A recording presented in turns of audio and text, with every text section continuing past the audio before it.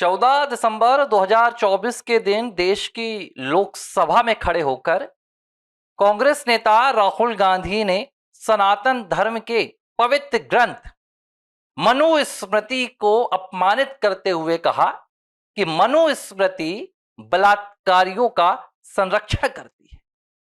इस बयान के बाद संसद में घमासान मच गया था। भाजपा के तमाम सांसदों ने राहुल गांधी के इस आपत्तिजनक बयान पर आक्रोश जाहिर किया था। लेकिन इसके बाद जब मामला संसद से बाहर निकला तो शंकराचार्य हैं स्वामी अविमुक्तेश्वरानंद सरस्वती, उन्होंने भी राहुल गांधी के इस बयान का संज्ञान लिया और अविमुक्तेश्वरानंद सरस्वती जी महाराज ने राहुल गांधी को बकायदा एक नोटिस जारी किया अपनी धर्म सभा से। इस नोटिस में शंकराचार्य जी ने कहा कि राहुल गांधी ने जो देश की संसद में मनुस्मृति को लेकर बयान दिया वो सनातन धर्म का विरोध है, सनातन धर्म के खिलाफ है। राहुल गांधी अपने इस बयान पर स्पष्टीकरण दें, अन्यथा उन्हें सनातन धर्म से बहिष्कृत कर दिया जाएगा, उन्हें हिंदू धर्म से निकाल दिया जाएगा अगर वो स्पष्टीकरण देते हुए माफी नहीं मांगते। बाकायदा ये पत्र राहुल गांधी तक भिजवाया भी जाता है, लेकिन राहुल गांधी जो देश के प्रधानमंत्री की बात नहीं सुनते, जो राष्ट्रपति को अपमानित करते हैं, भला वो सनातन धर्म के एक शंकराचार्य जी को कहां से तवज्जो दे देते। राहुल के लिए ना तो कोई पुजारी सम्माननीय है, ना कोई पीठाधीश्वर सम्माननीय है, ना कोई संत, ना कोई शंकराचार्य। अगर संत सम्मानित होते तो राहुल गांधी की दादी संतों पर कभी गोली नहीं चलवाती। उसी तरीके से राहुल गांधी ने भी शंकराचार्य अविमुक्तेश्वरानंद सरस्वती जी के किसी भी पत्र का जवाब नहीं दिया।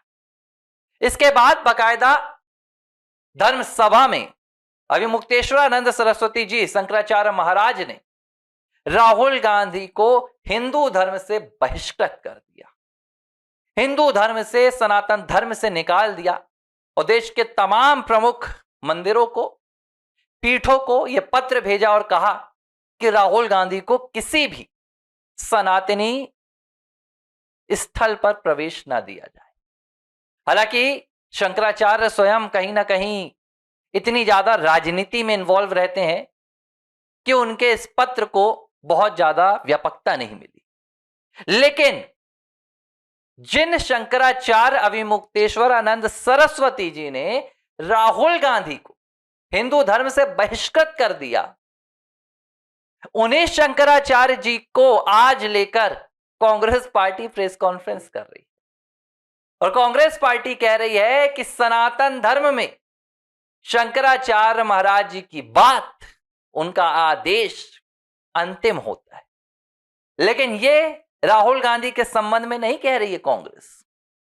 ये एक बात कांग्रेस पार्टी श्री राम जन्मभूमि मंदिर के खिलाफ अपने पूरे अभियान में कह रही है। आज कांग्रेस पार्टी की ओर से शक्ति सिंह गोहिल हैं सांसद, उन्होंने एक प्रेस कॉन्फ्रेंस की और इस प्रेस कॉन्फ्रेंस में उन्होंने ये आरोप लगाए कि भारतीय जनता पार्टी ने श्री राम जन्मभूमि मंदिर का इस्तेमाल अपनी राजनीति के लिए किया और इस परिप्रेक्ष्य में उन्होंने कहा कि जब शंकराचार्य ने श्री राम जन्मभूमि मंदिर के मुहूर्त को लेकर यह कहा था कि अभी मुहूर्त सही नहीं है, इस मुहूर्त पर उद्घाटन ना कीजिए, लेकिन बावजूद उसके भाजपा ने अपने स्वार्थ सिद्धि के लिए और चुनाव के लिए 22 जनवरी 2024 के दिन श्री राम जन्मभूमि मंदिर का उद्घाटन किया। और ये कहते हुए शक्ति सिंह गोहिल कहते हैं कि भाजपा ने सनातन धर्म के सबसे प्रमुख शंकराचार्य जी की बात का अपमान किया। लेकिन शक्ति सिंह गोहिल भूल गए कि ये वही शंकराचार्य हैं जिन्होंने राहुल गांधी को भी माफी मांगने के लिए कहा था, लेकिन राहुल गांधी तो माफी मांगने नहीं गए। ये वही शंकराचार्य हैं जिन्होंने राहुल गांधी को हिंदू विरोधी घोषित कर दिया, लेकिन आपने तो राहुल गांधी को हिंदू विरोधी नहीं माना। तो ये डबल स्टैंडर्ड क्यों, ये दोहरा चेहरा क्यों? जब बात आपके अपने नेता पर आती है तो आप सनातन को सनातन के अस्तित्व को खत्म करने का अभियान एमके स्टालिन के साथ मिलकर चलाते हैं।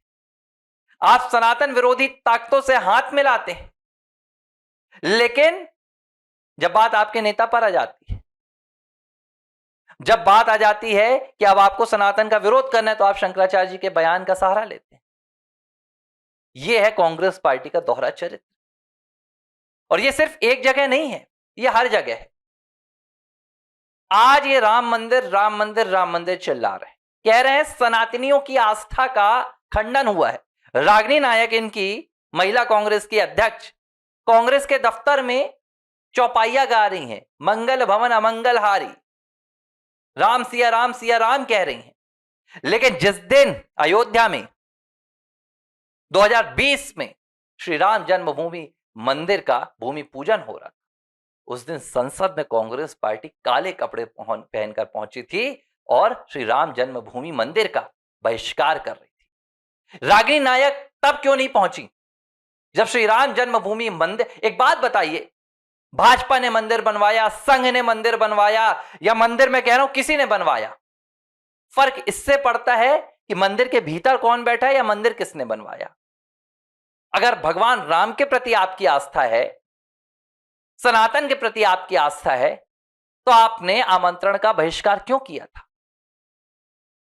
वो बहिष्कार सनातन का बहिष्कार था, वो बहिष्कार भाजपा या संघ का नहीं था। क्योंकि भाजपा के बुलाए कार्यक्रमों में तो ये जाते हैं कई कार्यक्रम में जाते हैं, लेकिन राम मंदिर के कार्यक्रम में ये नहीं गए। शिवराज सिंह चौहान राहुल और प्रियंका को शादी का न्योता देते हैं तो जाकर रसगुल्ला खाते हैं। रागिनी नायक, शक्ति सिंह गोयल, तब आप बहिष्कार नहीं करते हैं भाजपा की विचारधारा का, दौड़ दौड़ कर जाते हैं। भाजपाइयों के साथ आपके संबंध है, आपका विरोध तो सनातन के खिलाफ है, आपका विरोध तो रामलला के खिलाफ है, और यह बात अब किसी से नहीं छिपी है। इसलिए कांग्रेस प्रवक्ताओं को पहले यह जांच कर लेनी चाहिए कि जिस विषय को वो उठा रहे हैं, वो विषय कहीं उनके ही अपने नेता के पैर पर कुल्हाड़ी मारने वाला ना हो जाए। अब शक्ति सिंह गोहिल की इस प्रेस कॉन्फ्रेंस के बाद लोगों ने सवाल पूछना शुरू कर दिया कि अगर शंकराचार्य जी का आदेश अंतिम है, तो फिर इस अंतिम आदेश को मानकर क्यों राहुल गांधी को कांग्रेस पार्टी सनातन धर्म से बहिष्कृत नहीं कर देती? और देखिए, इसमें कोई दो राय है भी नहीं। मैं आपको बता रहा हूं, 2017 में राहुल गांधी जब सोमनाथ गए थे, गुजरात चुनाव चल रहा था, तो सोमनाथ दर्शन करने गए तो अपनी एंट्री जो इन्होंने लिखवाई, वो गैर हिंदुओं के कॉलम में लिखवाई थी। राहुल गांधी अपने आप को हिंदू नहीं बता रहे। यही काम सोनिया गांधी ने पशुपतिनाथ में किया था, वहां तो उन्हें एंट्री ही नहीं मिली थी। यह हाल है। इस तरीके से ये पूरी कांग्रेस पार्टी आज धर्म के नाम पर, सनातन के नाम पर और राम मंदिर के नाम पर अपने एजेंडे को चला रही है, धर्म का इस्तेमाल कर रही है, बदनाम कर रही है, सनातन को लेकर इस तरह का पूरा राजनीतिकरण कर रही है, राम मंदिर का इस्तेमाल कर रही है, और हमारे देश के वामपंथी विचारधारा के जो हिंदू हैं, जो अपने हिंदुत्व को भूल चुके हैं, वो इनका समर्थन कर रहे हैं। यही अफसोस है। एबीसी हिंदी के इस वीडियो पर आपकी क्या प्रतिक्रिया है, मुझे कमेंट बॉक्स पर जरूर बताइएगा। एबीसी हिंदी न्यूज, आज ही जुड़िए हर खबर के साथ